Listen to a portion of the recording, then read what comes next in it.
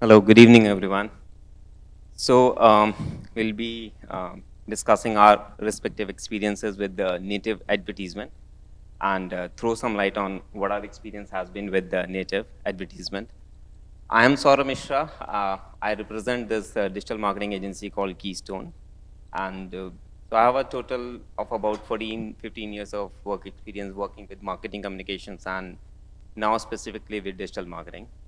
I specialize more in B2B marketing and wherein working with clients such as Dell, Microsoft, Cisco, uh, AWS, SAP, such kind of companies. So I'll be bringing my perspective with respect to, especially with respect to B2B marketing. And Right, my name is Aditi NC, and I'm the founder of the Social Unicorns. So we are here to talk about native advertisement and how to think like a modern marketeer. So actually, Saurabh, I wanted to know, what do you think of the pop-up ads? I mean, the display ads. Do they distract you, or does that create some kind of awareness? How do you react to that? right, so from an awareness point of view, yes, they kind of pop out and do catch your attention, but to me, they have been more like a noise. So if I may use that term, it's like these days there's a term which is called as banner blindness, and Right. as a viewer on the website, we become agnostic. We have become agnostic to many of these banner ads, right? So we skim through the web page, but we tend to skip the banner which is there. So that is what my take or how I perceive banner ads these days. And so that's where I believe that native advertisement brings it a lot more immersive experience, and they just don't stick out and say that, hey, I'm an ad, look at me, look at me. Native is more contextual. It solves a better purpose when it comes to the relevancy of the content, and that's why I feel that the move from display advertisements or banner advertisements to a native nature of seeding the content in an organic piece of content in whichever media it is placed. I think that is how it is. I perceive native ad. Right. I also feel that it is one of the best marketing strategies when you're trying to engage Gen Z, because, as you said, it doesn't shout out loud. Look at me, I'm an ad. No, that doesn't happen, because the look and the feel of the native ad is pretty much like an organic content. Um, the function, the presentation, everything is similar to what an organic content in a feed looks like, except it gives a disclaimer saying it's a sponsored content or it's an ad, very small but then visible, and it doesn't give you an ad fatigue, as you rightly said. So that's how I see native advertisement. When we say think like a modern marketeer, I feel it's not a new concept having a native advertisement. You remember in newspaper supplements, I remember one which said that 3 ways to consume almonds for healthy hair. And so that was basically an editorial content, but very, subtle, in a subtle way, they had mentioned buy Californian almonds from this and this place. So more like an advertorial content, but since it was giving value addition, then, I mean, I didn't have any kind of aversion to that kind of content. So, sort of, I wanted to know how, when I say that the look and the feel of native ads is, they are very similar to what the organic content looks like. What makes it different? That's the question. Right. So I would say the word that you used about it has an editorial value to it. Right. Right. Organic is all organic. So a native advertisement sits at the intersection of editorial content plus performance marketing. So when you thrust performance marketing, the media spends behind the organic content. That's when it becomes native to an extent, right? So it is this editorial value of a native ad which differentiates it. And to give an analogy to how exactly it is different from organic is, uh, consider it like that's my understanding that it's the difference between art and design. art is like expression, and design is that expression solving a problem.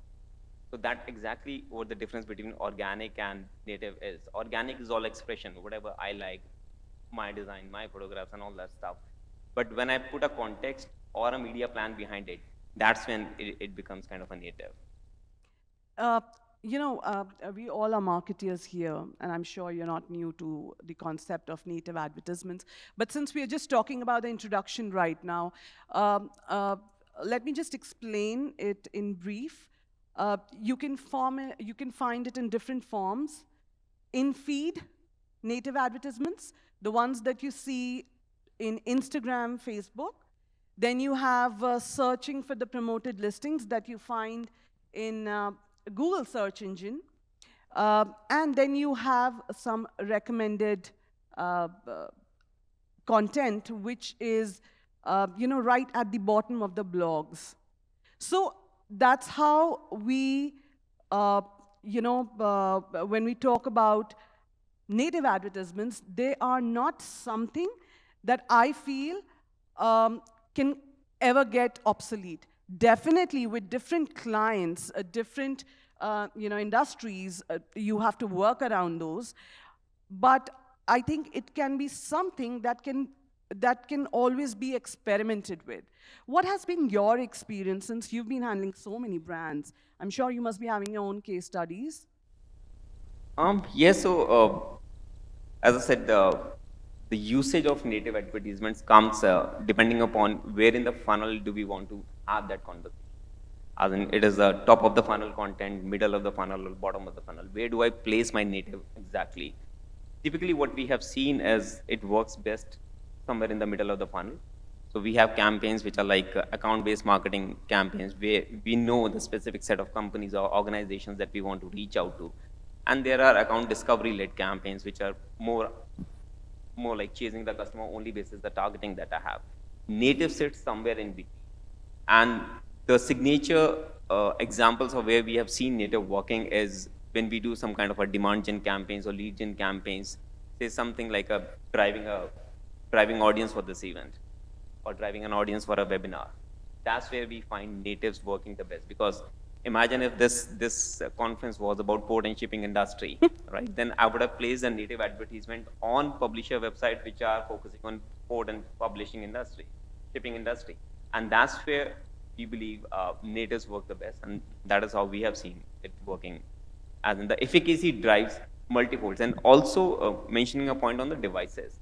So native running on mobile has a very different results than native running on desktops, and it's about half as better as compared to this. Similarly, with us, so there's one of our clients, they're into fashion, and they wanted to do something on lines of social media marketing. So we suggested why not have campaigns on Facebook and Instagram, since maximum sales after website, they were getting from Instagram. So we started different campaigns. Definitely we had our own testing moment.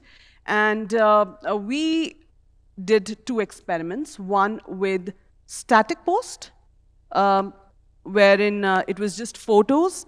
And then we had video content, wherein there were models who were walking the ramp in different clothings. And definitely, the video content generated more eyeballs. It was so easy to get clicks, those eyeballs, because it was just, very smoothly integrated with the organic content.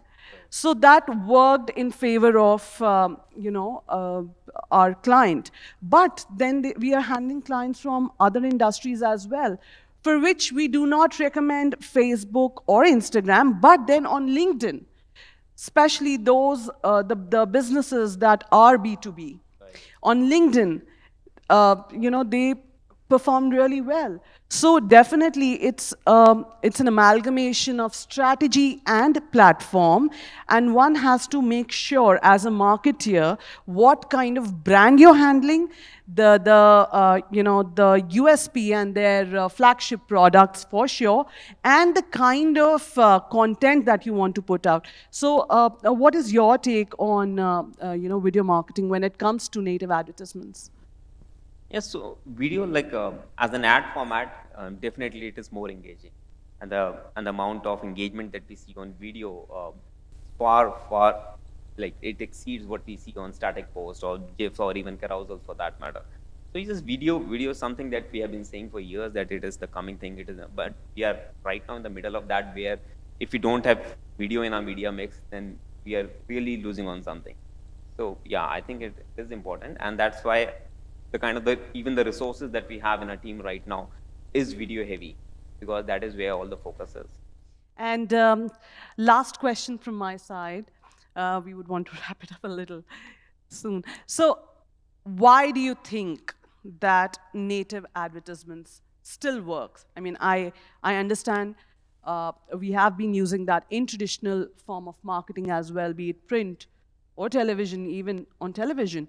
So, why do you think it is working on digital media as well? I think it is essentially for the ROI that they give. Like if you see display ads or banner ads, initially used to had CTRs of 0.8%, 0.9% on good days, even 1.1%. Today, if you get a CTR of 0.28% on a display, you consider it a good performing campaign. So that's how display is, as in reducing in its efficacy when it comes to driving traffic to a website or to a mobile app. Native, on the other hand, is about 44%, 45% more effective in terms of Absolutely. lending that trust in a viewer that this is the genuine content. Right. It is the power of being hyper relevant, Hmm. because it is seeded with organic content. It comes across as a very highly relevant content to the user, and that's how it is performing, and that's how it is always there in the media plan whenever we work on it. You know, I have some numbers here. So I was just, trying to figure out, I was just trying to get into little depth as in why we marketers are actually choosing native advertisements. So the simple answer was that it works. So 53%